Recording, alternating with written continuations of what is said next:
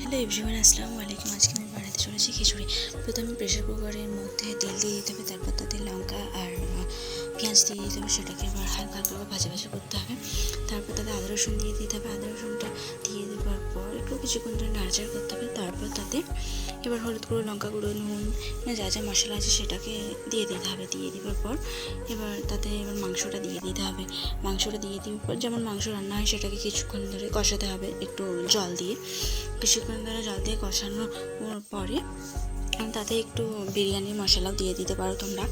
তারপর এরকমভাবে নাড়াচাড়া করার পর তাতে মসুর ডাল, ছোলার ডাল দিয়ে দিতে হবে। তারপর তাতে চালটাও দিয়ে দিতে হবে। এবার কিছুক্ষণ ধরে এরকমভাবে একটু কষাতে হবে। তারপর আলুটাও দিয়ে দিলাম। এবার জল দিয়ে দিতে হবে। জল দিয়ে হালকা হালকা করে কষাতে হবে। তারপর তাতে জলটা দিয়ে দিতে হবে, পরিমাণ মতো জল দেওয়া হবে। পরিমাণ মতো জলটা দেওয়ার পর সেটাকে এবার ঢাকা দিয়ে বসিয়ে দিতে হবে। তারপর হয়ে যাওয়ার পর সেটাকে ঢাকনাটা খুলে কিছুক্ষণ ধরে করতে হবে, একটু নাড়াচাড়া করে দিতে হবে। তারপরে এরকমভাবে করলে খিচুড়ি হয়ে যাবে।